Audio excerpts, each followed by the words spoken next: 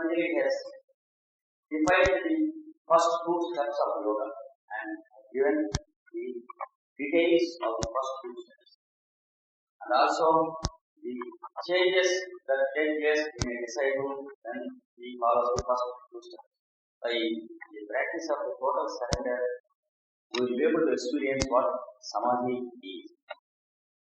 And then he goes to explain us about asana, the third step in yoga. The definition of asana is stability and ease. In the Bhagavad Gita, it is divided like this. Which asana can give us this aspect? He has not specified any asana here. So, many commentators have given many asanas. Some said Patanjali means Padmasana. Some say it is Siddhasana.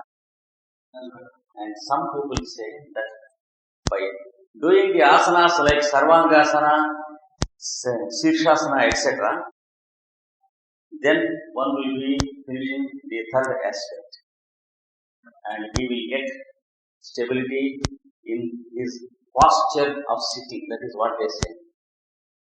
If one can continue in the same posture without any difficulty, then he has got a mastery over his asana and it is stability. This is what the commentators said. Stability is not physical, it is something mental. If a corpse is not moving, we can't say that it is stable. So here, Patanjali meant something different from what we call asanas. Asanas are different from asana. This is plural. What Patanjali says and what Bhagavad Gita says is only one single asana. It is establishing or creating stability and ease to the I am inside. It is not to the legs or head or hands. So, the third step in Patanjali's yoga has nothing to do with what we say asanas in the Hatha Yoga. The asanas in the Hatha Yoga should be selected according to our physical condition. An expert should advise you to select 3, 4 or 5 physical asanas to do daily. And it helps you to have vigorous blood circulation and rectifying the physical health. But here, asana is something internal and not external. Here starts what we have explained yesterday. The process of uttering the sacred word Om and the process of making a total surrender to the Lord inside involves asana, pranayama, pratyahara. These 3 steps are included in the process of uttering the sacred name of the Lord. So, asana is the first step in trying to utter the name of the Lord. I told you yesterday, we have to select a place and sit down calmly. See if every nerve and muscle is relaxed of its tension. And then begin to observe the movements of your respiration. This is what Patanjali explains as asana. Here the word asana means sitting. You should find a comfortable place to sit inside yourself. That is what Patanjali defines and what Bhagavad Gita defines. Many times we are not comfortably sitting in our body because we are creating many nonsensical things mentally, having the many worries and anxieties in the mind, many problems in the daily routine, many emotions and beastly instincts that are torturing us. Even though there is a comfortable seat for us to sit here, we are not able to sit there stable in a stable manner. Sometimes we are wandering here, and when the headache is there, sometimes we are here, and sometimes we are here when the arthros is there. Sometimes we are here when there is lumbago. Sometimes we are existing in the knees, like that. We are existing in all sorts of awful postures and poses in our body, though we have a comfortable seat here. Sometimes while I am here, I will be sitting outside this hall. My body will be here. My mouth will be speaking of Patanjali Yoga, but I will be waiting outside because I have beautiful pair of new shoes which I left there. Like this, sometimes we are physically living here, mentally living in Brussels or in Paris or in India because my wife is in India. Like this, we are wandering here and there like dogs and birds. Sometimes we are there in the bank because we have money there. And sometimes we are in the pocket because we have bank book in the pocket. Patanjali wants us to find out our original seat. See how comfortable it is. And see how the cushion is shock proof. First of all, take your seat there and find out how comfortable it is. Sit down in a comfortable posture physically, close your eyes, and then observe, relax every muscle and nerve without having any tension. And then begin to observe the movements of your respiration. Now you are already in asana according to Patanjali and Bhagavad Gita. So don't confuse the asana of Patanjali with the asanas of other yoga textbooks. In the 47th aphorism of second chapter, the aphorism runs like this. Remove the tension from the mind and remove the tension from all the parts of the body. Then you will have asana to some extent. And then think of the boundless space. Then your mind begins to disappear. This is asana to some extent. And then begin to observe the movements of your respiration. Now the asana process is complete. So there are 3 steps in asana process.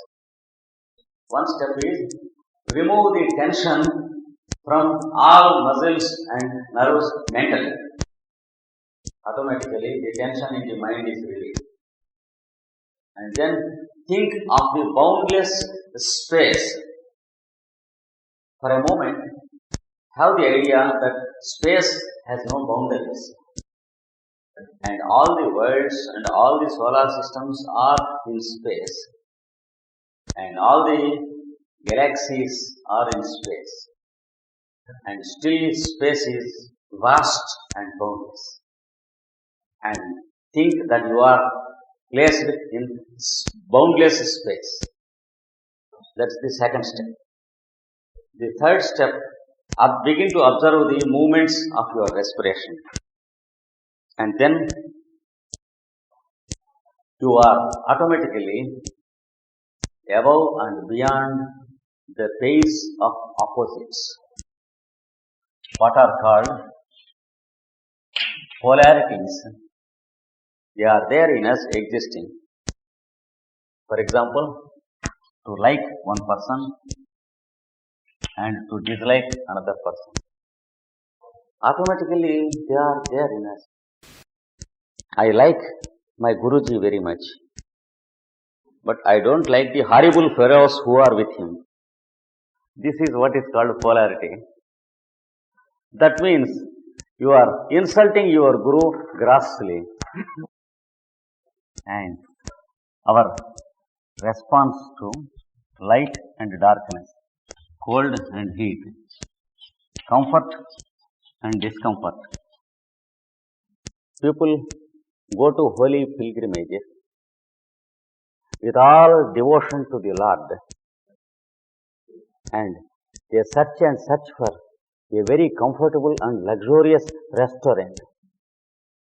And when the restaurant is not comfortable, they will be talking only of the difficulties in their restaurant, even while paying a visit to the holy place.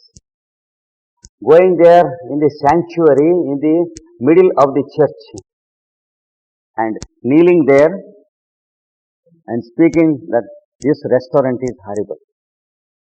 What for we have gone there for pilgrimage? There was a 7 days session of yoga classes at a place in Occident. It was advertised 1 year before to apply for your rooms and your food. And one gentleman has written a letter. We want 2 rooms side by side because it is winter. Myself and my wife should have rooms side by side. Otherwise, it will not be comfortable there. For what purpose? To attend yoga session for 7 days.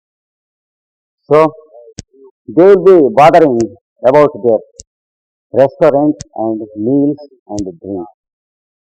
And there is a good whiskey found there in the restaurant.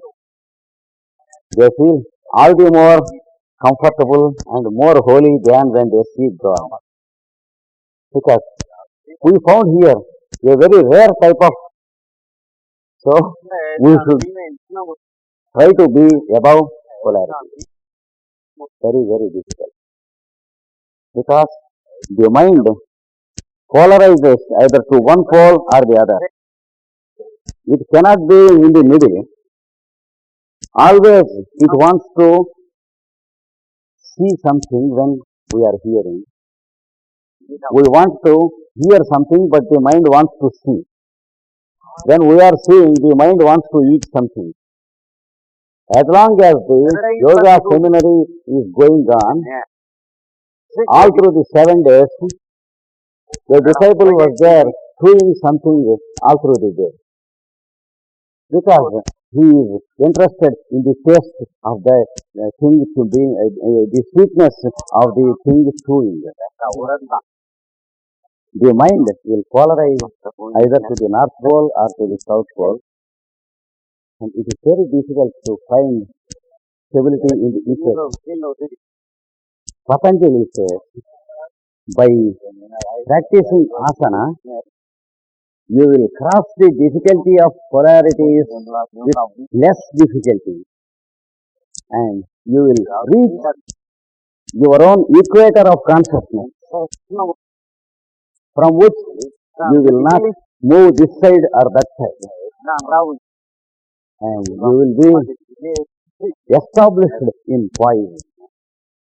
This is the first thing that occurs when you practice asana. That is what he says in 48 of Haridhan. And then the next step is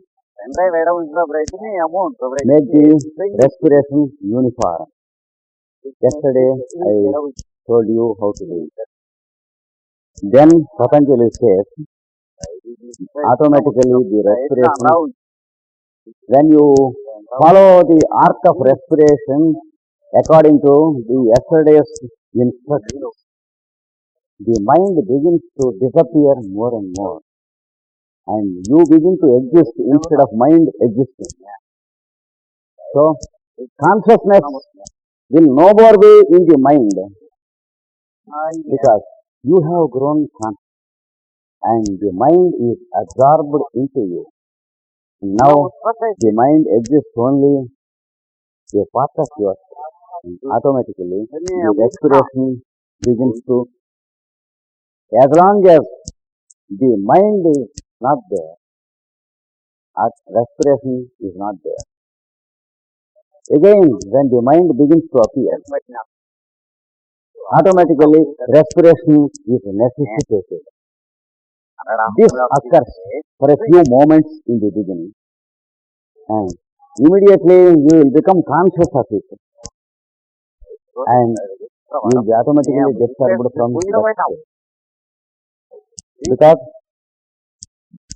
you are becoming conscious of it is once again the birth of the mind. According to our old habit, our consciousness was existing in the mind. And when the mind began to disappear, consciousness began to exist in the I am of you. But according to the force of habit, immediately you will become self-conscious. The mind will come out of you again and your consciousness will be gravitated to the mind. So, whenever you become self-conscious, once again there is the birth of the mind.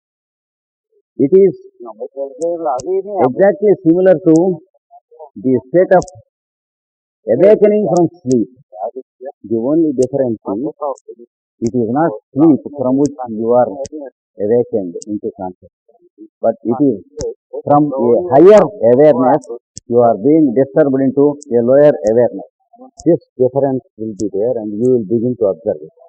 A sleep-like state will be experienced by you. It is sleep to your mind and senses, whereas you are aware of yourself. That is what happens. And again and again, you will awaken into your mind. Whenever you wake up into your mind, automatically respiration will be restored. You are there in the sleep-like state, where you are aware of everything. Then automatically respiration gets suspended. No fear. Don't fear that the respiration will stop away. It will be restored the moment mind is restored.